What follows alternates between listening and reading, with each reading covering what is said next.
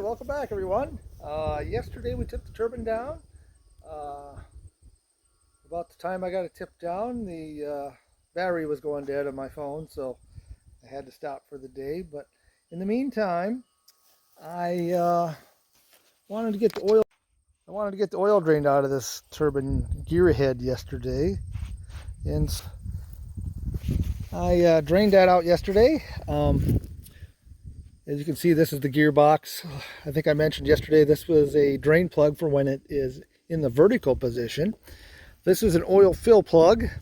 And in the bottom of this, I had actually, trying to get you a good picture of it here, I had put a plug in right here to drain the oil when this is down in the horizontal position. So yesterday I pulled the plug, I drained all the oil out, and it looks pretty dirty down there in the oil pan.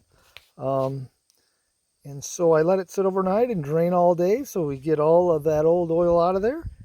And we're going to go do some of the other maintenance portion of this. So I'm going to put you back on the tripod and we'll go from there.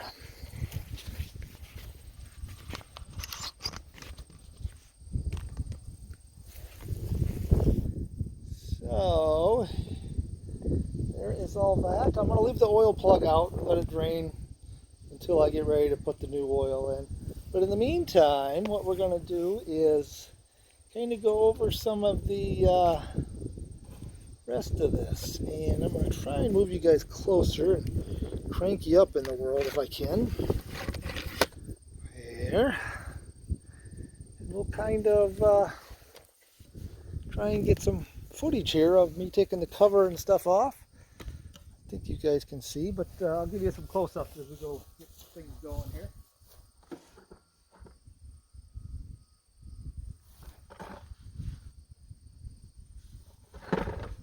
So I've got this cover on here. I do need to take this off. There's my little pan for the bolts. There are 6 screws holding this cover on. We're going to take all 6 of those off. We'll pull this cover off and I'll let you see what's inside of this thing. Because I'm sure a lot of you have no clue unless you own one of these.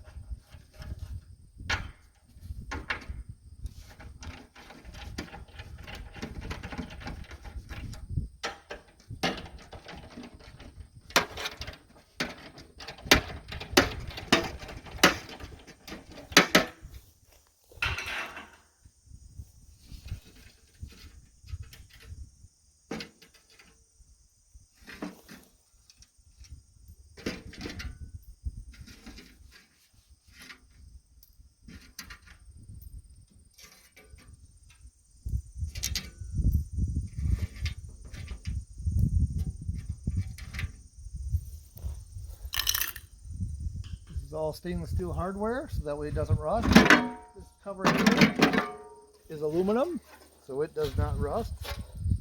As you can see inside of this cover, there's a lot of oil and or grease that gets slung around as this thing operates. So, give you a little background on the gearhead. The gearhead itself is a 6-to-1 increase in speed. So for every turn the turbine blades go around once, this alternator turns around 6 times. It's a 6-to-1, I believe. And I'm going to kind of show you guys a little better what's inside this. So down in here, like I said, we have, I'm going to try and keep you this direction, a Fidelity alternator. That is a 20 kilowatt alternator. This turbine is rated at 17.5 kilowatts, but that alternator will put out 20 kilowatts. Actually, it'll put out even more than 20 kilowatts. Right here is a brake system. They got a caliper brake on here with a disc. We got it going through a set of U-joints into a shaft here, and then another U-joint, and then to a shaft that goes up to the gearhead. This being what is called a 17.5 kilowatt smooth gear case. Some of the later ones were a finned gear case. So I had originally replaced the finned one. This originally came with a finned gear case. I did replace it years back because there was some issues with the shaft internally, and I bought this one used from an old dealer who had rebuilt this, and then I threw it in. I did have to replace this shaft here once upon a time. This actually has a two-piece shaft. It's split right here with a coupler in it up inside that tube. So I'm easily able to replace just the portion that needs replaced. Other than that, up here we have the tail vane, and as you can see, it says Jacobs Wind Energy Systems on it. Coming down all the way to here. This originally was a, what they call a, I'm trying to think of the name for it, but this tail vane was supposed to swing out of the way in high winds. Basically what happens though in high wind conditions, it creates so much force that with that tail swinging out of the way, it'll actually break these bolts right here. And usually it's the top one, and then this whole tail just kind of falls down when this is in the vertical position and then swings into the blades. So to combat that, we put those two clamps on, put them around the springs there, so that way that tail vane cannot swing out of the way and cause those high forces to break these bolts. So that's kind of the deal with that. Gear case does have a breather tube on the top here, so that way it can get some air in there. It does get some moisture in there, usually in the oil a little bit, you know, over time, just due to humidity and the air that gets inside being humid. This is the governor system on this. That whole thing moves in and out as the RPM increases. These blades will actually move outward, and then it will transfer motion through this ball joint right here and actually tip these blades. So that's how this is governed. This is actually called a governor on here. As you can see, it's got some movement where that has gone in and out. Several places to grease on this, and we'll get to those later, but there's one right here for the blades. There is one on each section of this governor right in this spot, so there's 3 of those around there. I take these loose, these clamps loose, and then I stick a needle greaser in here to get some grease in there every year. And it seems to me there is a greaser on, yes, right there on the governor, on the portion that slides in and out. And then seems to me there is, I think that's it for grease zerks on that. And then there is a grease zerk on this here, on that bearing there. There is a grease zerk on this tube down on the bottom, right in there. Each grease, there's a bushing in there. Grease zerk on each U-joint. And then after a while, we'll take this cover off. I put grease zerks inside of here for a bearing. Years ago, I did replace the lower bearing, and I put a thrust bearing in there, something it does not come with from the factory. But what happens over time is all that force, when this is in the vertical position, all rides against that bottom bearing and makes that bearing go out over time. And that's an issue. There is one more grease zerk right here for the upper bearing, and there's a grease zerk, like I said. I got one on the bottom here for the lower bearing. Other than that, besides changing the oil and greasing this thing up, there's not a whole lot to it. There are some grease zerks here on this, right here on the, on the tail vane right there, and there's another one on the other side here, kind of the same position. Hopefully you can see that. I'm just kind of turning the camera as needed to try and get a picture of it. So I'm going to put you guys back on the tripod. I'm going to grab the grease gun, and I'm going to start greasing this. Hopefully you'll be able to see me. I don't know if I'll get you all in the picture or not, but get you going here. I'm going to set you guys back a little bit. I just use a synthetic grease on this. I'm going to grab my gloves so I don't get all greasy and dirty myself. Like I said, I'm going to take this cover off at some point, and we'll get those bearings greased in there as well. Wipe the grease off the end of the zerk. Catch. Pump till the grease comes out up here. 5, 6, 7, 8, 9, 10. It's starting to come out over there. 10 pumps on that one. 1, 2, 4, 5, 6. Start to come out right there. That's 10 pumps on that one.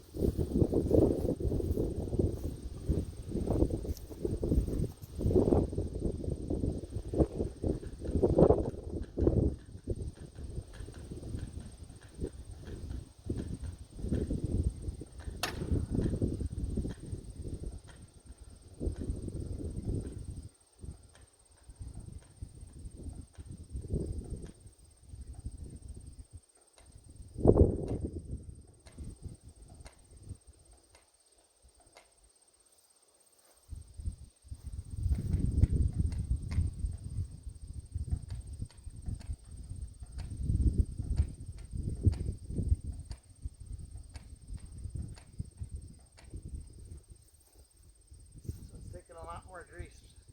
Hope we got a lot more flung out of it.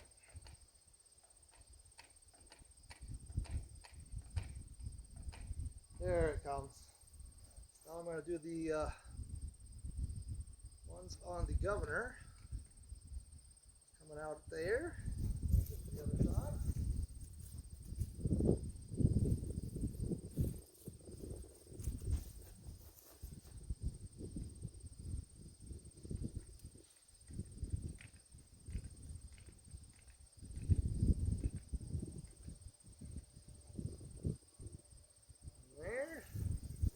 One more, and while I'm over here, I'm going to get these two zerks right here.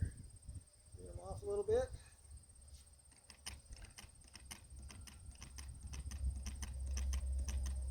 I usually give that one about 10 pumps. Give this one probably about 20.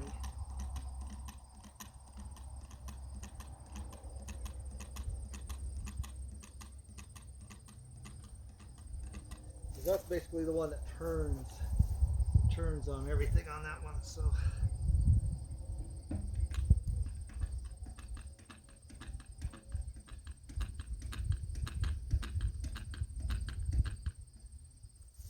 come out there.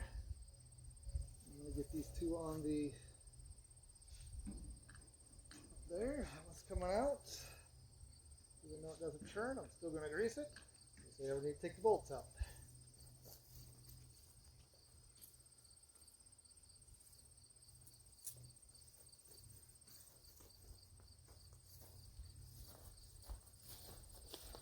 Okay, where was I? Over here on this one here.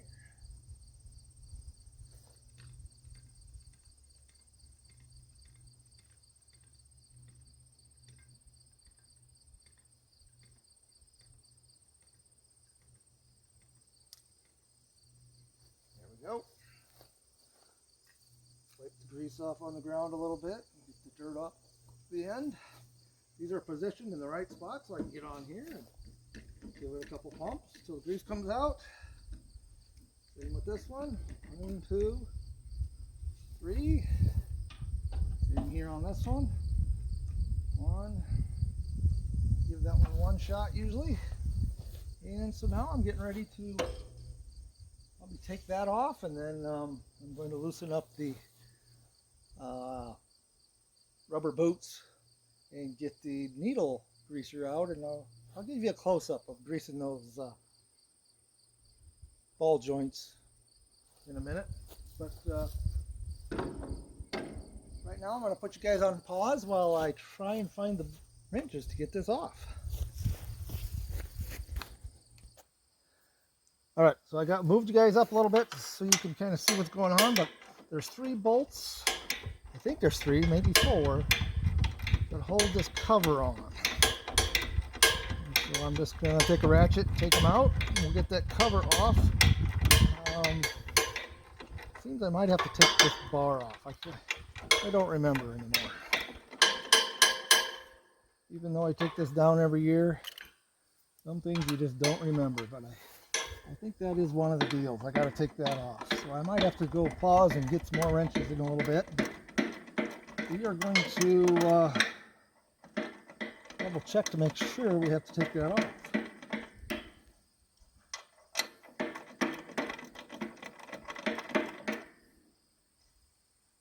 A lot of you might ask, well, do you have to tip this down to do the maintenance on it, the greasing, the change oil? And the answer is no.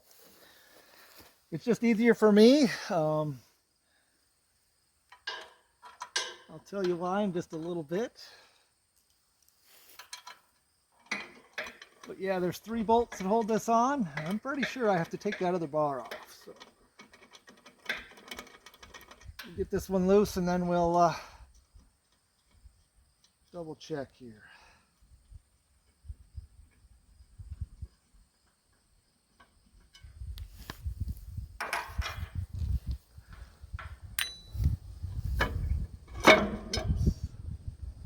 There's that, and the problem always was I can't get that to that. Maybe we can. I don't think I got to take that bar off, but here, put the grease off it a little bit. There is a grease zerk in there. I'll show it to you in just a second, but hopefully you can see it. It's right down inside of there.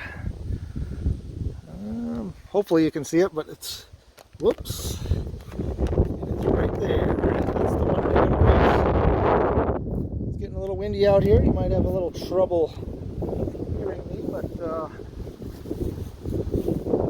I was always going to take and put a hose from there, drill a hole in here. That way I wouldn't have to take that cover off and I could just grease it from the outside, but I never got that done. So this is the way we're going to do it today. I'll give that one a few more shots of grease because, like I said, it's got a thrust bearing in it. I might give it 2 more. I want to make sure that thrust bearing has plenty of grease. What happens is the thing starts to really grind when that bottom bearing goes out. I'm going to give you guys a little picture of what's all in here. So, like I said, there's that grease zerk. This is what they call the field coil. That's what excites this alternator. So that has to have voltage going to it. That voltage does vary depending on the inverter sensing the load and the wind speed, the RPM, and it adjusts that field coil voltage to get the maximum output out of this alternator.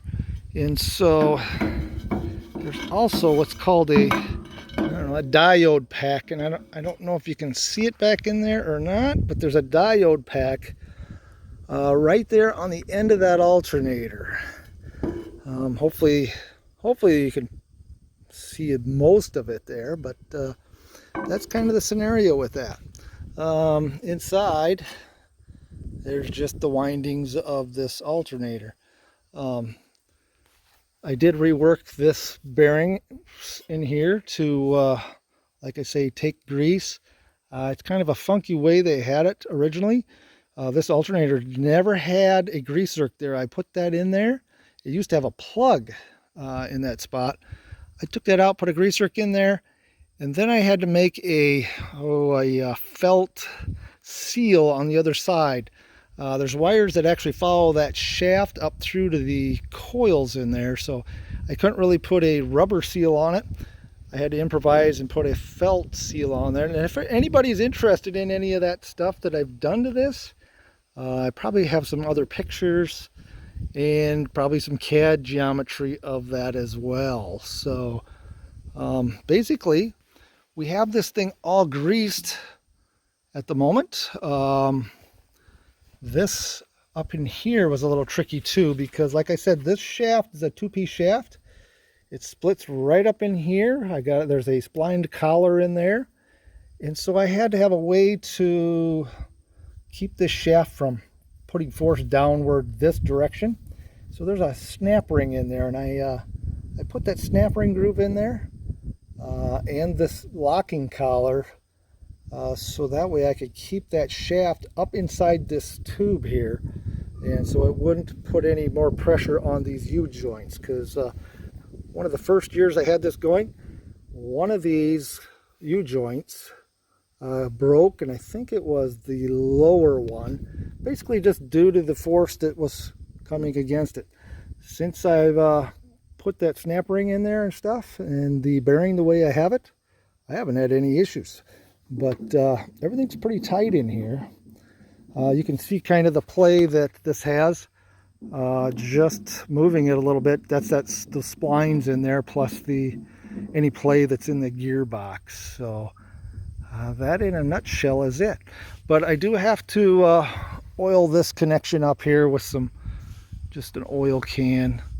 I do know the front seal on this does leak a little bit, but it's not enough to make a big difference right now. At some point in time I will probably replace that seal. You can kind of see some of the oil that has come out and spattered on that, in addition to the grease. So you can see it on the blades a little bit here and there. Another thing to note on the blades is that the leading edge tape, this leading edge tape has seen some better days. So as we get towards the end of the blade, you can kind of see that the tape is gone. I did peel some of this off on this blade. I'll show you some of the other blades. But what happens is when you get a hailstorm and this thing's going around, it basically just erodes that tape away. So the other thing is the sun bakes that tape, and I'm sure you can kind of see the little cracks in it and stuff. But I'm going to go show you one of the other blades right now. They're all kind of in the same boat regarding the tape. We'll show you the whole blade here as we move down. There's a spot here I just kind of put some tape on once. Again, some pits and what have you, all the way down to the end. The ends see the worst. So this is what you get on these fiberglass blades from basically just the hailstorm and the debris, the dust in the air and different things. So that's it in a nutshell. I'll show you the third blade here in just a bit. We'll go all the way down and kind of show you what that one looks like. They're all about the same, with the same issue. You get towards the end and the tape is basically gone. One thing to show you guys on this side, here's kind of the arrangement from the conduit that houses the three-phase wires that go to the junction box here. There are two lightning arresters here. One's down here and one's over here. What those do is, in the case of lightning striking this and traveling through the, let's say, alternator and into the wiring, these little babies are supposed to take up that energy and disperse it to a ground. So these are hooked to a ground. I think there's one ground wire right here. It's sealed up on the bottom just so the bugs don't get in. Any moisture can get in. So that's kind of it in a nutshell. But they'll disperse that to a ground. And like I say, this whole tower is grounded. So that's kind of the deal there. Again, there's another cover here and another cover on the bottom side if you ever needed to get in there from different directions. I think these are factory plates on here just to give it a little bit more rigidity, because there is a slot in here, if I remember right, in that little part of the stub tower. This last section of this turbine is called the stub tower. So stub tower goes from there, the junction of basically right below the alternator, all the way up to the top. That's what they call the stub tower on this. I'd give you the weight on that, but I don't recall what it is. If anybody's really interested in what the weight is of just the stub portion of it, I know some of you may want that information. If you're ever going to make a tipping system to tip these down, you'll need to know how much weight's on the end of here. So that's kind of the gist of that. I did remake this bracket here Years ago. They have a cheesy bracket that came with these originally. I was not impressed. They normally bend right about in here.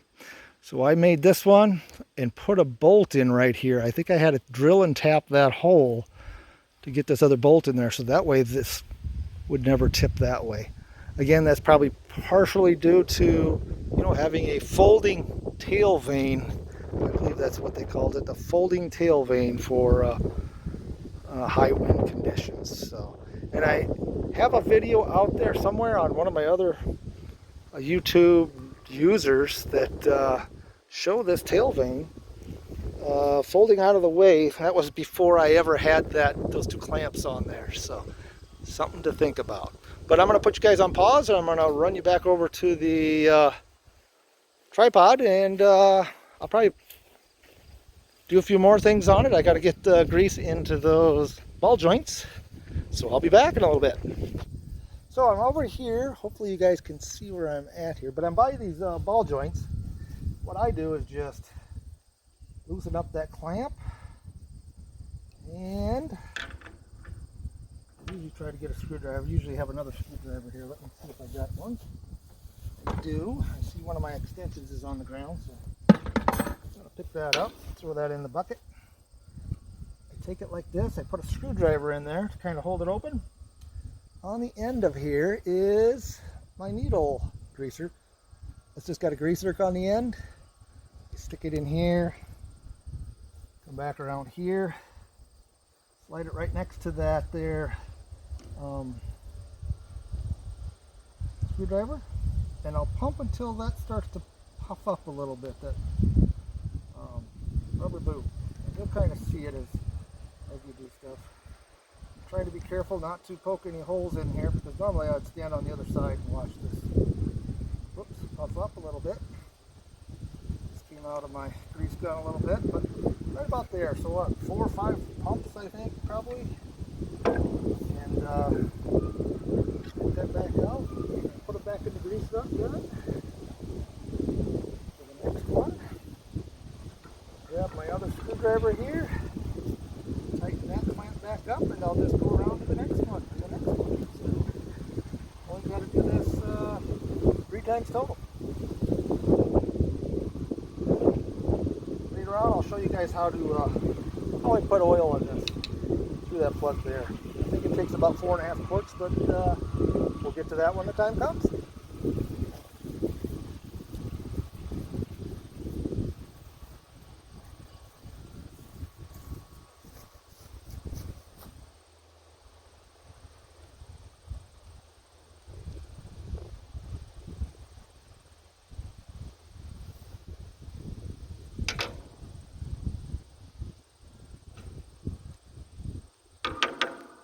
Want to do is try not to get dirt and stuff in the grease that you're going in here with. So when I put that screwdriver in there, I try to be a little careful.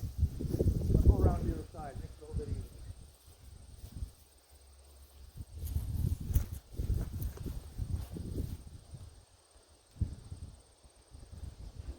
Slide her in, pump her up.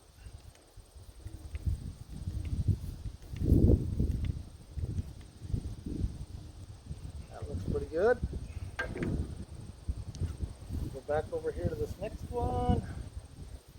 Grab me that screwdriver over here. While I'm over here, I'm going to get this one. Try not to drop any of my tools down in the oil pan here.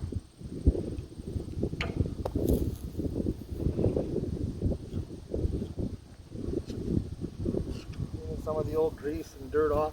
And there's a kitty cat underneath my feet, so see me jump, I'm trying not to step on the cat, so keep that in mind as well. And I'm going to go around to the other side again, and I'll get this one. Hopefully you guys can see a little bit better on that one.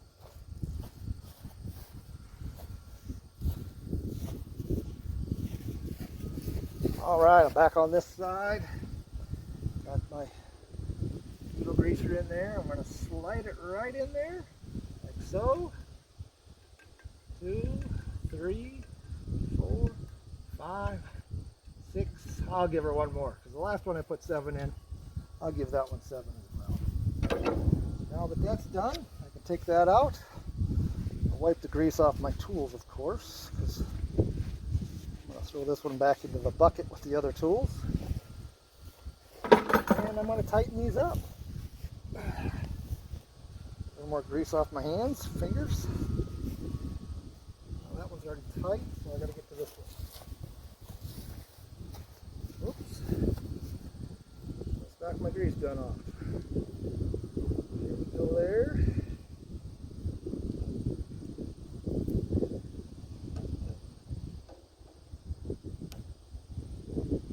That one.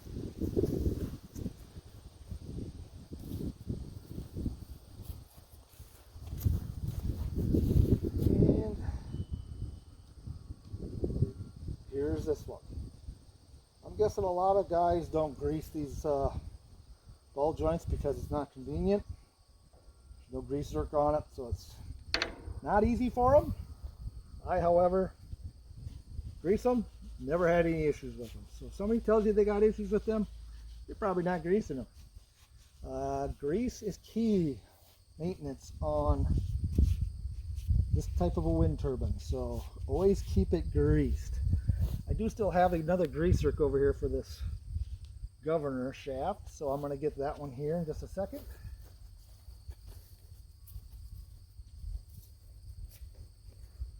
Starting to warm up out here today, so I'm going to get rid of that little greaser, needle greaser, out of the end of the grease gun. Again, I think I mentioned earlier that I use a synthetic grease on here. I just use a Mobile One synthetic. Been using that for years, never had any issues with it. I was always concerned about cold weather operation, because here in Iowa it gets a little cold in the wintertime, and I was concerned that I wouldn't get good coverage on that grease in the cold weather, but so far never had too many issues with it. Alright, grease is coming out good on this baby, so she should have enough grease in her. And that's it for greasing this wind turbine. Like I said, I got to change oil on it, so I'm going to probably put you guys on pause here in just a second. We're going to get things rounded up to, actually, I won't put the grease in yet. I want to do the blades, retape the blades. So I'm going to do that next. So we'll talk to you later.